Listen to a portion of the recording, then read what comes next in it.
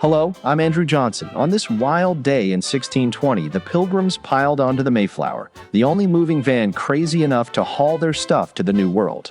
Forget beacons, they were still fumbling with their sails, muttering, "3-hour tour, my foot."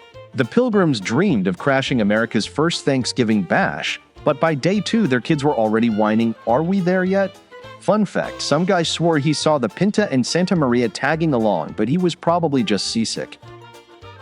In 1858, the first transatlantic telegraph cable went live, meaning you no longer had to row across the ocean to prank call Buckingham Palace and ask, "Is Prince Albert in the can?" By 1861, the U.S. slapped on its first income tax, a gut-busting 3%. They should have called it National Terrible Idea Day because wallets everywhere started sobbing.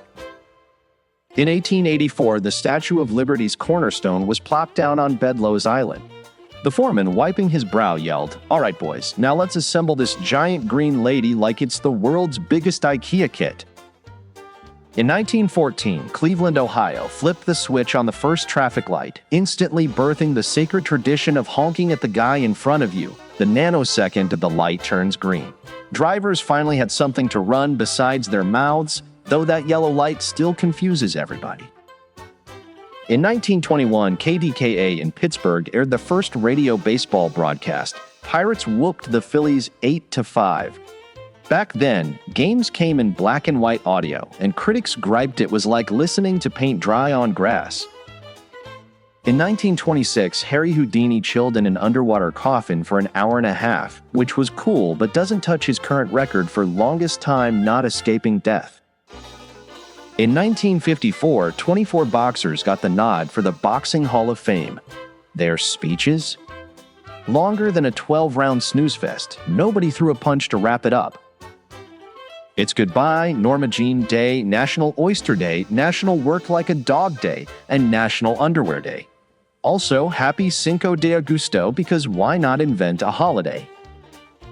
Birthdays. NBA legend Patrick Ewing hit 63. No, he's not JR's cousin, but he could still dunk on your dreams.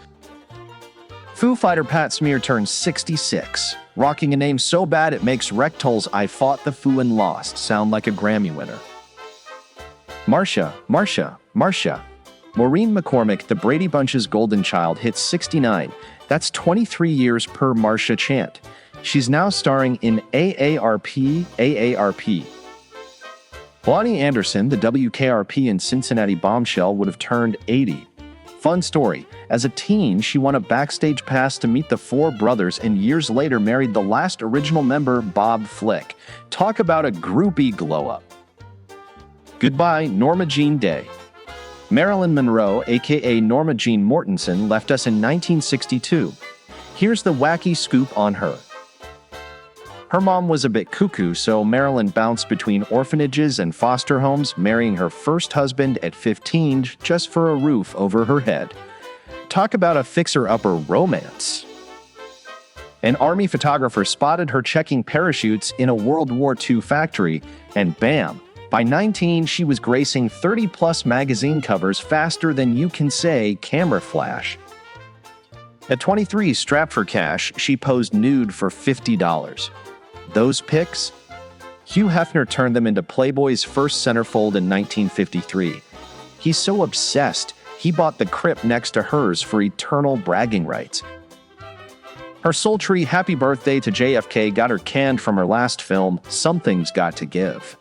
She was supposed to be shooting, not crooning, but Marilyn was too busy stealing the show and missing weeks of work. That iconic Subway great panty flash from the 7-Year Itch, total publicity stunt. The real film kept her dress at knee level for censors, but the studio let photographers go wild with 15 takes of skirt flying chaos. I'm Andrew Johnson. Have a great day.